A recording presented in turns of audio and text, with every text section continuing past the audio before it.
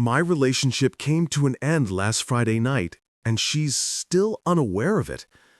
Before heading to a concert with her friends, I overheard my girlfriend chuckle and say, "I shaved every inch of myself just in case." Her friends burst into laughter. I stayed silent. The next morning, while she was still groggy from the night before, she found her belongings neatly packed by the front door.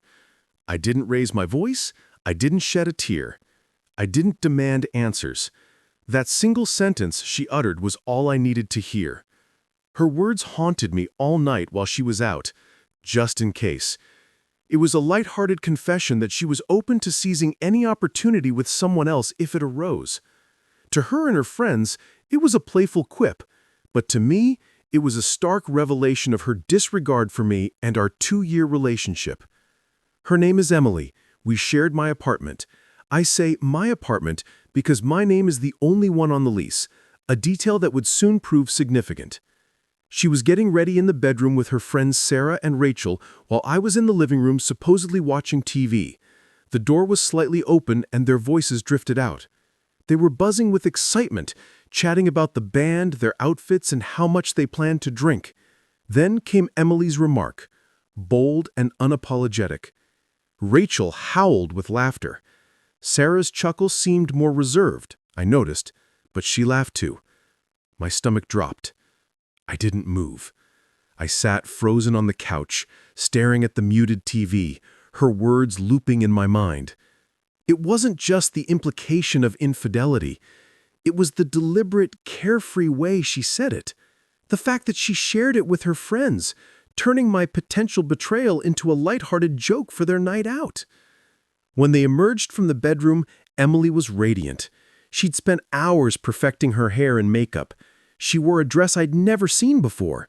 She leaned over and gave me a quick, obligatory kiss. "We're heading out," she said, her tone cheerful. "Don't wait up. It's going to be a late night."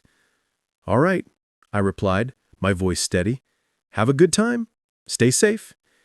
She didn't sense anything was off. She didn't catch the look in my eyes. She only saw the agreeable boyfriend she was leaving behind as she kept her options open. They left, and the apartment fell silent. For about 10 minutes, I just sat there. I didn't feel anger. I felt a sudden clarity. It was as if a switch had been flipped. All the subtle warning signs from the past 2 years suddenly formed a clear pattern. The way she'd tilt her phone away from me, the late-night work events that stretched until 2 a.m., the way she'd speak a little too warmly about her exes, it all clicked. So, I got to work. I started in the bedroom closet. I pulled out 3 duffel bags and a few empty boxes from the shelf. I went through her side of the closet, carefully removing each piece of clothing, folding it, and packing it away. Her shoes went into a box. In the bathroom, I gathered all her cosmetics, her countless creams and serums, into another box. I was meticulous, ensuring nothing was damaged. This wasn't about rage or destruction. It was a calm, systematic removal, an eviction. I packed everything, her novels, her tablet, the small keepsakes on her bedside table. By 3 a.m., every item of hers in my apartment was neatly packed and stacked by the front door. I placed her keys on top of the main box. I took a photo of the pile, time-stamped at 3:17 a.m. Then, I went to sleep in the guest room. I couldn't bring myself to sleep in our bed. She stumbled in around 4 a.m., loud and intoxicated. I heard her trip over a box and swear. Then, there was a long, heavy silence.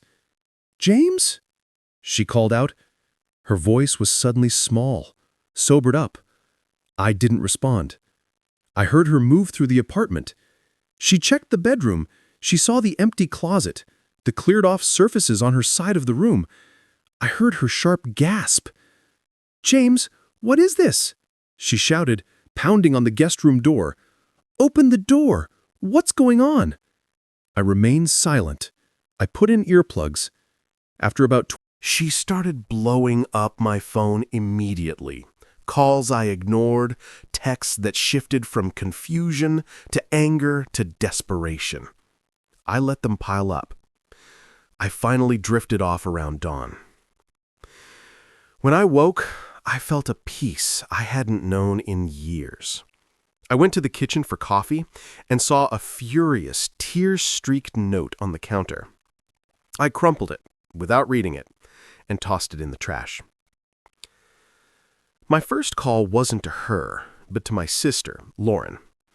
Lauren's a lawyer. She's sharp, practical, and never cared for Emily.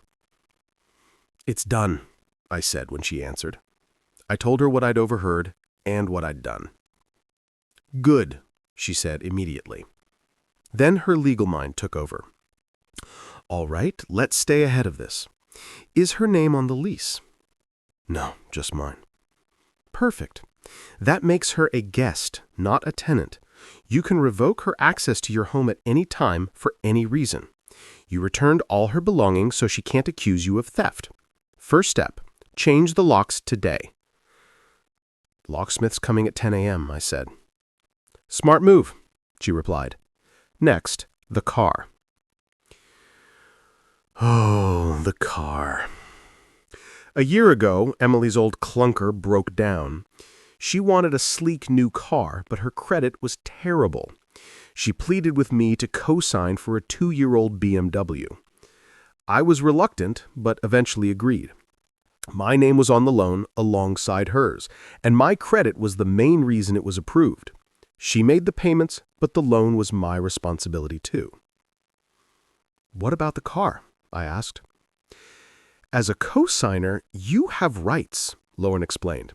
"You're equally liable for the debt, which means you also have a claim to the asset if the primary borrower defaults or breaches the loan terms. Find the loan agreement. Read me the section on delinquency and repossession." I dug out the loan documents from my files. I found the clause. It stated that if a payment was over 30 days late, the lender could repossess the vehicle without notice. It also mentioned the co-signer's duty to inform the lender of any changes in the borrower's circumstances that might impact their ability to pay, like a change in address or job status.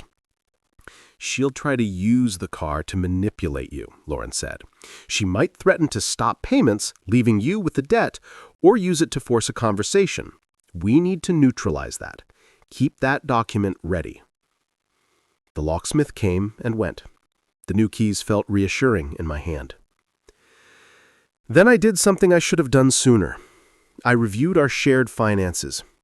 She'd send me her half of the rent and utilities via PayPal each month. I scrolled through the past year's transactions. Sure enough, she'd been late 4 times. One payment was delayed by over 2 weeks. I took screenshots of each late payment, timestamps included. This was proof. It wasn't about the money. It was about documenting her unreliability. The next battle was, predictably, our mutual friends. By Saturday afternoon, the smear campaign started. My friend Tom texted me. "Hey, Emily's going off in the group chat. She's saying you lost it and threw her out for no reason while she was asleep. People are freaking out." Emily's story painted me as a jealous, controlling lunatic who'd been waiting for an excuse to dump her. She conveniently left out her "shaved" comment. She framed it as me having a sudden breakdown. I called Tom. "She's not telling the truth." "I'm sure you can guess there's more to it," he said. "But she's convincing, crying, saying she's afraid of you." I had to tread carefully. A public back and forth would get messy. I needed something concrete. I thought of Sarah, the friend who'd been there when Emily made the comment. Her laugh had seemed hesitant. I found her number and texted her. "Hey, Sarah, I know this is awkward, but I have a question. Was I wrong to be upset by what Emily said last night before you left?" Her reply was instant. "No, you weren't. It was a lousy thing to say. I told her that in the car." This was my chance. "She's telling everyone I kicked her out for nothing. Would you be willing to share what was said? After in the group chat, or elsewhere. I'm not trying to start drama. I just want the truth out there."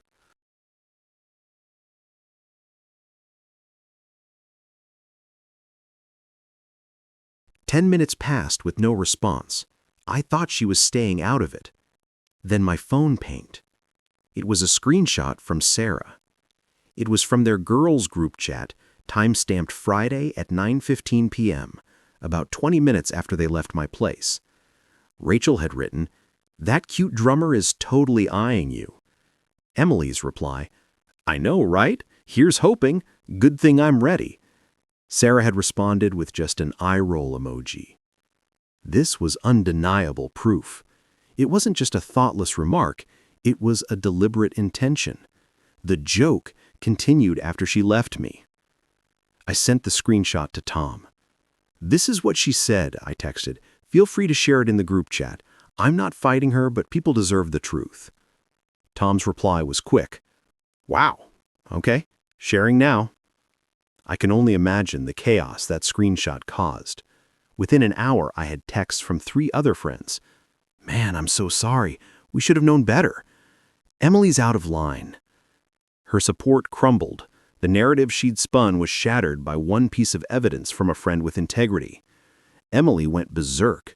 She accused Sarah of betraying her. Sarah, according to a later text from Tom, simply said, "I'm not lying for you, Emily. What you did was wrong." Sarah then left the group chat. With the social storm handled, I focused on the car. I knew she'd try to use it against me. On Monday morning, I got an angry email from her. I'd blocked her number, so email was her only option. The subject, the car. "You think you can destroy my life and walk away? You co-sign for my car. If you don't meet me to talk this out, I'll stop paying. Let's see how your perfect credit holds up. Your move." It was exactly what Lauren predicted, but I felt calm. Her written threat was precisely what I needed. It was a clear intent to default on the loan. I didn't respond to her.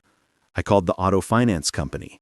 I spoke to a loan officer and explained the situation clearly and factually. "Hello, I'm James Carter, co-signer on loan number 456C2. The primary borrower is Emily Watson. I'm calling because I believe the asset is at risk. Miss Watson no longer lives at the address on file, and I don't know her current stable address. She also emailed me this morning at 8:42 a.m., stating her intent to stop payments, violating the loan agreement." The officer was professional. "Do you have that email, sir?" "Yes," I said. "I can forward it. Please send it to our collections department. I'll provide the email address. Once we have it, we'll open a case. Given her stated intent to default and her unstable address, we may need to secure the asset. Do you know the vehicle's current location?" I did. Tom had mentioned Emily was staying at Rachel's place. I knew Rachel's address. "The car is likely parked near this address," I told the officer. "Thank you, Mr. Carter. We'll handle it from here. You'll be notified of any actions taken." I sent Emily's email to the bank. Then I waited. I'd simply reported a risk to their asset, as was my duty as a cosigner. Their response was up to them. 2 days later, on Wednesday evening, I drove home from the gym and took a detour past Rachel's building. There it was. A tow truck was hooking up Emily's BMW. Emily and Rachel were on the sidewalk, shouting at the repo man, who ignored them with the calm detachment of someone used to such scenes. Emily was sobbing, a full meltdown. I didn't linger. I drove by, just another car in traffic. I didn't feel victorious or smug. I felt a quiet sense of balance returning. She'd made her choices. These were the results. The repossession sparked immediate fallout. She left a dozen furious voicemails on my now unblocked phone. I'd unblocked it to hear her reaction. She threatened to sue me for stealing her car, for ruining her life, for everything. They were hollow threats from someone who'd lost all leverage. I listened, saved them to a folder on my laptop, and blocked her number again. The final chapter closed about a month later. Things had calmed down. I met Sarah for coffee to thank her. She said Emily had burned all her bridges, alienating everyone with her lies and drama. She was still at Rachel's, but tensions were high. She was broke, carless, and miserable. One afternoon, I got a call from an unknown number. I don't usually answer, but I was expecting a call from a vendor, so I picked up. "Is this James Carter?" a professional-sounding woman asked. "I'm Linda, property manager for Oakwood Residences. I'm calling for a landlord reference for an applicant, Emily Watson. She listed you as her most recent landlord." I nearly laughed. The audacity was staggering. She was trying to use